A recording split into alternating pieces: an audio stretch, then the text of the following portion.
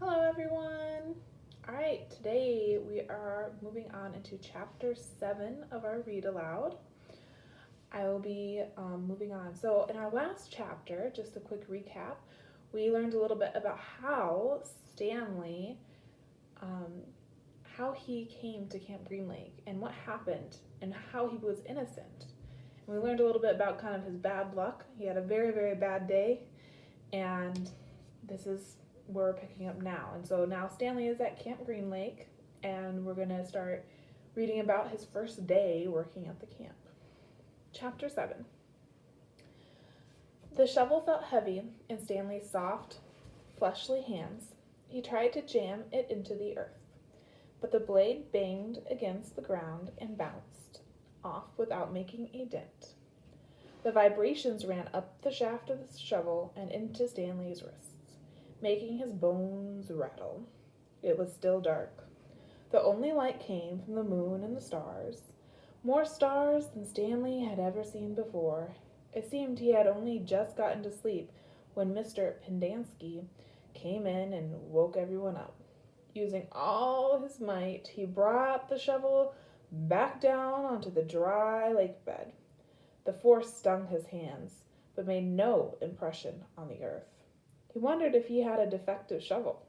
He glanced at Zero, about 15 feet away, who scooped out a shovel of dirt and dumped it on a pile that was already almost a foot tall.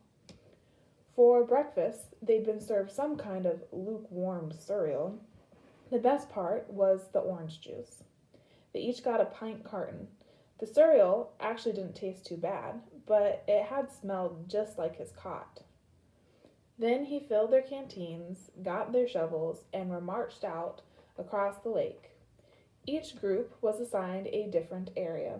The shovels were kept in a shed near the showers.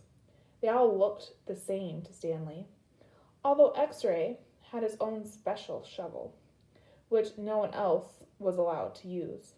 X-Ray claimed it was shorter than the others, but if it was only by a fraction of an inch.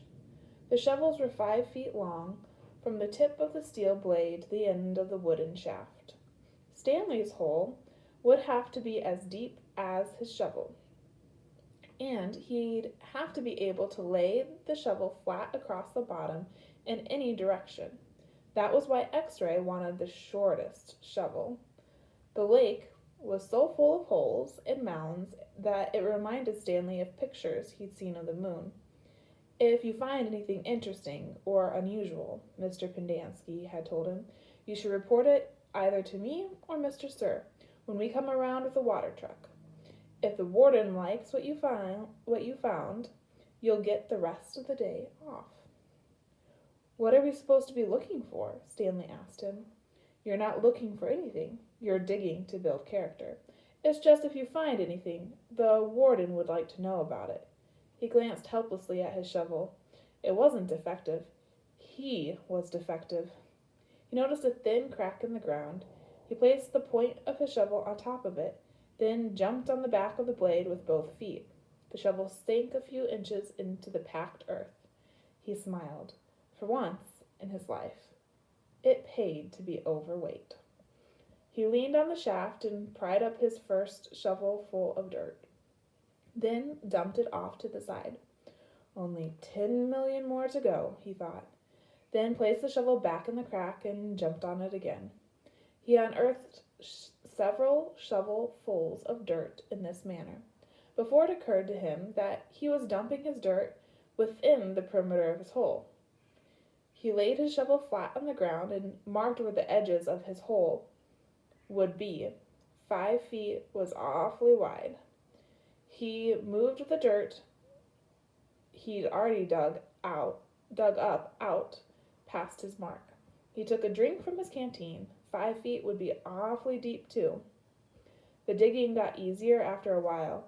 The ground was hardest at the surface, but when the sun had baked a crust about 8 inches deep beneath that, the earth was looser. But by the time Stanley broke past the crust, a blister had formed in the middle of his right thumb, and it hurt to hold the shovel. Stanley's great-great-grandfather was named Alya Yelnats. He was born in Latvia. When he was 15 years old, he fell in love with Myra Mink. He didn't know he was Stanley's great-great-grandfather. Myra Mink was 14.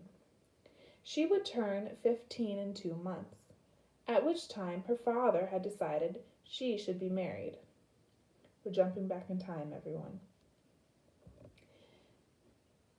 Alya went to her father to ask for her hand, but so did Igor Barkov, the pig farmer. Igor was 57 years old. He had a red nose and fat, puffy cheeks. I will trade you my fattest pig for your daughter, Igor offered. And what have you got? Myra's father asked Alya. A heart full of love, said Alya. I'd rather have a fat pig, said Myra's father. Desperate, Alya went to see Madame Zeroni, an old Egyptian woman who lived on the edge of town. He had become friends with her, though she was quite a bit older than him. She was even older than Igor Barkov. The other boys of his village liked to mud wrestle. Alya preferred visiting Madame Zeroni and listening to her many stories. Madame Zeroni had dark skin and a very wide mouth. When she looked at you, her eyes seemed to expand, and you felt like she was looking right through you. Alya, what's wrong? She asked, before he even told her he was upset. She was sitting in a homemade wheelchair. She had no left foot. Her leg stopped at her ankle. I'm in love with Myra Mink, Alya confessed, but Igor Barkov has offered to trade his fattest pig for her. I can't compete with that. Good, said Madame Zeroni. You're too young to get married. You've got your whole life ahead of you. But I love Myra. Myra's head is as empty as a flower pot.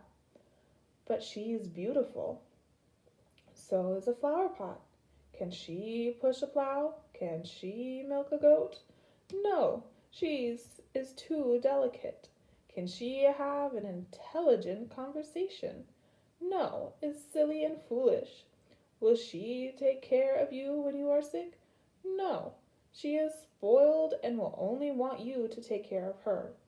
So she is beautiful. So what? Madame Zeroni spat on the dirt. She told Alya that he should go to America, like my son. That's where your future lies, not with Myra Mink. But Alya would hear none of that. He was 15, and all he could see was Myra's shallow beauty. Madame Zeroni hated to see Alya so forlorn. Against her better judgment, she agreed to help him. It just so happens my soul gave birth to a litter of piglets yesterday. She said, there is one little runt whom she won't suckle. You may have him. He would die anyway. Madame Zeroni led Alya round the back of her house, where she kept her pigs. Alya took the tiny piglet, but he didn't see what good it would do him. It wasn't much bigger than a rat. He'll grow, Madame Zeroni assured him. Do you see that mountain on the edge of the forest? Yes, said Alya. On top of the mountain there is a stream where the water runs uphill. You must carry the piglet every day to the top of the mountain and let it drink from the stream. As it drinks, you are to sing to him. She taught Alya a special song to sing to the pig. On the day of Myra's 15th birthday, you should carry the pig up the mountain for the last time. Then take it directly to Myra's father. It will be fatter than any of Igor's pigs. If it is that big and fat, said Alya, how will I be able to carry it up the mountain? The piglet is not too heavy for you now, is it? Asked Madame Zeroni. Of course not, said Alya. Do you think it will be too heavy for you tomorrow? No. Every day you will carry the pig up the mountain. It will get a little bit bigger, but you will get a little stronger. After you give the pig to Myra's father, I want you to do one more thing for me. Anything, said Alya. I want you to carry me up the mountain. I want to drink from the stream, and I want you to sing the song to me." Alya promised he would. Madame Zeroni warned that if he failed to do this, he and his descendants would be doomed for all eternity. At the time, Alya thought nothing of the curse. He was just a 15-year-old boy, and eternity didn't seem much longer than a week from Tuesday. Besides, he liked Madame Zeroni and would be glad to carry her up the mountain. He would have done it right then and there, but he wasn't yet strong enough. Stanley was still digging. His hole was about 3 feet deep, but only in the center. It sloped upward to the edges. The sun had only just come up over the horizon, but he already could feel its hot rays against his face. As he reached down to pick up his canteen, he felt a sudden rush of dizziness, put his hands on his knees to steady himself. For a moment he was afraid he would throw up, but the moment passed. He drank the last drop of water from his canteen. He had blisters on every one of his fingers, and one in the center of each palm. Everyone else's hole was a lot deeper than his. He couldn't actually see their holes, but could tell by the size of their dirt piles. He saw a cloud of dust moving across the wasteland and noticed that the other boys had stopped digging and were watching it too. The dirt cloud moved closer, and he could see that it trailed behind a red pickup truck. The truck stopped near where they were digging, and the boys lined up behind it. X-ray in front, Zero at the rear. Stanley got in line behind Zero. Mr. Sir filled each of their canteens from a tank of water in the bed of the pickup. As he took Stanley's canteen from him, he said, "This isn't the Girl Scouts, is it?" Stanley raised and lowered one shoulder. Mr. Sir followed Stanley back to his hole to see how he was doing. "You better get with it," he said, "or else you're going to be digging in the hottest part of the day." He popped some sunflower seeds into his mouth, deftly removed the shell with his teeth, and spat them into Stanley's hole. Every day, Alya carried the little piglet up the mountain, and sang it as it drank from the stream. As the pig grew fatter, Alya grew stronger. On the day of Myra's 15th birthday, Alya's pig weighed over 50 stones. Madame Zeroni had told him to carry the pig up the mountain on that day as well. But Alya didn't want to present himself to Myra smelling like a pig. Instead, he took a bath. It was his second bath in less than a week. Then he led the pig to Myra's. Igor Barkov was there with his pig as well. "These are two of the finest pigs I've ever seen," Myra's father declared. He was also impressed with Alya, who seemed to have grown bigger and stronger in the last 2 months. "I used to think you were a good-for-nothing book reader," he said, "but I see now you could be an excellent mud wrestler." "May I marry your daughter?" Alya boldly asked. "First, I must weigh the pigs." Alas, poor Alya should have carried his pig up the mountain one last time. The 2 pigs weighed exactly the same. Stanley's blisters had ripped open, and new blisters formed. He kept changing his grip on the shovel to try to avoid the pain. Finally, he removed his cap and held it between the shaft of his shovel and his raw hands. This helped, but digging was harder because the cap would slip and slide. The sun beat down on his unprotected head and neck. Though he tried to convince himself otherwise, he'd been aware for a while that his piles of dirt were too close to his hole. The piles were outside his 5-foot circle, but he could see he was going to run out of room.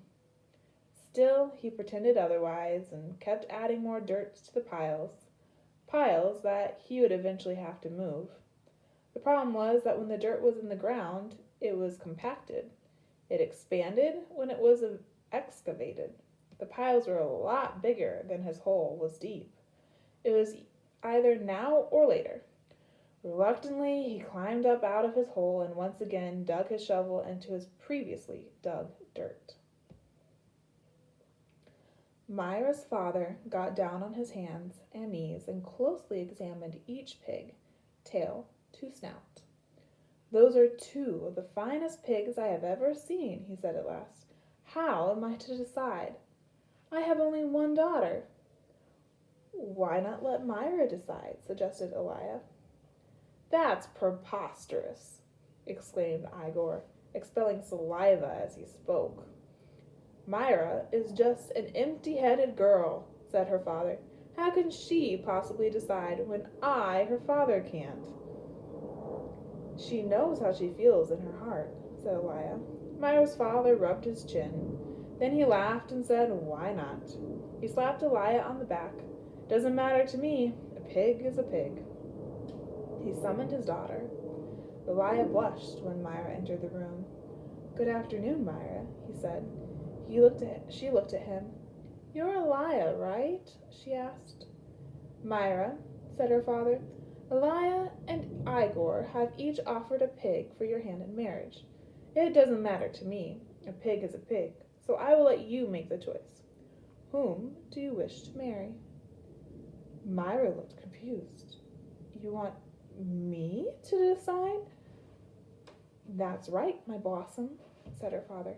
"Gee, I don't know," said Myra. "Which pig weighs more?" "They both weigh the same," said her father. "Golly," said Myra. "I guess I choose Alya. No, Igor. No, Alya.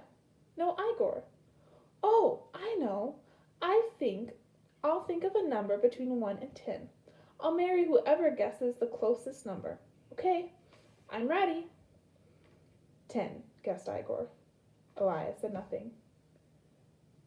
"Alya," said Myra, "what number do you guess?" Alya didn't pick a number. "Marry Igor," he muttered. "You can keep my pig as a wedding present." The next time the water truck came, it was driven by Mr. Pendanski. He also brought sack lunches. Stanley sat with his back against a pile of dirt and ate. He had a bologna sandwich, potato chips, and a large chocolate chip cookie. "How you doing?" asked Magnet. "Not real good," said Stanley. "Well, the first hole's the hardest," Magnet said. Stanley took a long, deep breath. He couldn't afford to dawdle. He was way behind the others, and the sun just kept getting hotter. It wasn't even noon yet, but he didn't know if he had the strength to stand up. He thought about quitting. He wondered what they would do to him. What could they do to him? His clothes were soaked with sweat. In school, he had learned that sweating was good for you. It was nature's way of keeping you cool. So why was he so hot? Using his shovel for support, he managed to get to his feet. "Where are we supposed to go to the bathroom?" he asked Magnet. Magnet gestured with his arms to the great expanse around them. "Pick a hole, any hole," he said. Stanley staggered across the lake, almost falling over a dirt pile. Behind him, he heard Magnet say, "But first, make sure nothing's living in it." After leaving Myra's house, Alya wandered aimlessly through town till he found himself down by the wharf. He sat on the edge of a pier and stared down into the cold, black water. He could not understand how Myra had trouble deciding between him and Igor. He thought she loved him. Even if she didn't love him, couldn't she see what a foul person Igor was? It was like Madame Zeroni had said. Her head was as empty as a flower pot. Some men were gathering on another dock, and he went to see what was going on. A sign read, "Deck hands wanted. Free passage to America." He had no sailing experience, but the ship's captain signed him aboard. The captain could see that Alya was a man of great strength. Not everybody could carry a full-grown pig up the side of a mountain. It wasn't until the ship had cleared the harbor and was heading out across the Atlantic that he suddenly remembered his promise to carry Madame Zeroni up the mountain. He felt terrible. He wasn't afraid of the curse. He thought that was a lot of nonsense. He felt bad because he knew Madame Zeroni had wanted to drink from the stream before she died. Zero was the smallest kid in Group D, but he was the first one to finish digging. "You're finished?" Stanley asked enviously. Zero said nothing. Stanley walked to Zero's hole and watched him measure it with his shovel. The top of his hole was a perfect circle, and the sides were smooth and steep. Not one dirt clod more than necessary had been removed from the earth. Zero pulled himself up to the surface. He didn't even smile. He looked down at his perfectly dug hole and spat in it, then turned and headed back to the camp compound. "Zero's one weird dude," said Zigzag. Stanley would have laughed, but he didn't have the strength. Zigzag had to be the weirdest dude Stanley had ever seen. He had a long, skinny neck and a big, round head with wild, frizzy blonde hair that stuck out in all directions. His head seemed to bob up and down on his neck, like it was on a spring. Armpit was the second one to finish digging. He also spat into his hole before heading back to the camp compound. One by one, Stanley watched each of the boys spit into his hole and return to the camp compound. Stanley kept digging. His hole was almost up to his shoulders, although it was hard to tell exactly where ground level was because his dirt piles completely surrounded the hole. The deeper he got, the harder it was to raise the dirt up and out of the hole. Once again he realized he was going to have to move the piles. His cap was stained with blood from his hands. He felt like he was digging his own grave. In America, Alya learned to speak English. He fell in love with a woman named Sarah Miller. She could push a plow, milk a goat, and most important, think for herself. She and Alya often stayed up half the night talking and laughing together. Their life was not easy. Alya worked hard, but bad luck seemed to follow him everywhere. He always seemed to be in the wrong place at the wrong time. He remembered Madame Zeroni telling him that she had a son in America.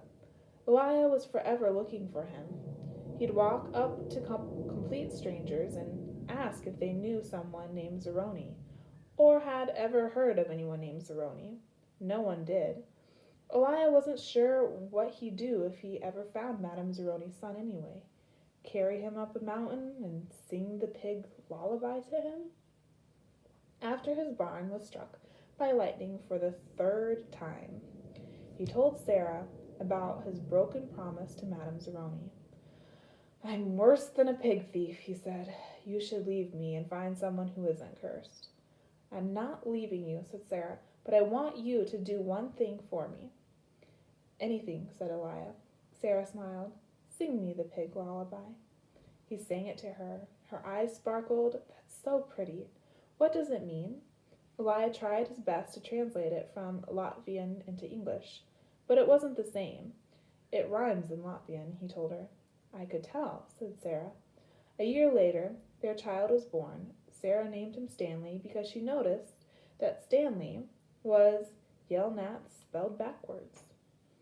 Sarah changed the words of the pig lullaby so that they rhymed, and every night she sang it to little Stanley. If only the woodpecker's sighs, the bark on the tree was as soft as the skies, while the wolf waits below, hungry and lonely, crying to the moon. If only, if only. Stanley's hole was as deep as his shovel, but not quite wide enough on the bottom. He grimaced as he sliced off a chunk of dirt, then raised it up and flung it onto a pile. He laid his shovel back down on the bottom of his hole, and to his surprise, it fit! He rotated it and only had to chip off a few chunks of dirt here and there before it could lie flat across his hole in every direction. He heard the water truck approaching and felt a strange sense of pride at being able to show Mr. Sir or Mr. Pendanski that he had dug his first hole. He put his hands on the rim and tried to pull himself up. he couldn't do it. His arms were too weak to lift his heavy body. He used his legs to help, but he just didn't have any strength. He was trapped in his hole.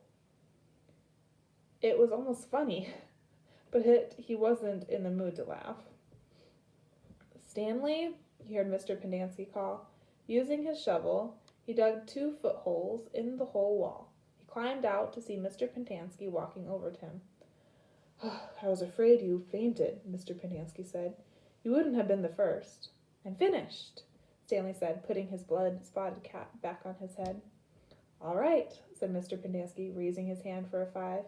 Stanley ignored it. He didn't have the strength. Mr. Pendanski lowered his hand and looked down at Stanley's hole. "Well done," he said. "You want to ride back?" Stanley shook his head. "I'll walk." Mr. Pendanski climbed back into the truck without filling Stanley's canteen. Stanley waited for him to drive away, then took another look at his hole. He knew it was nothing to be proud of, but he felt proud nonetheless. He sucked up his last bit of saliva and spat. And that concludes a very long day of Stanley's very first day at Camp Green Lake. I will see you all tomorrow. Bye.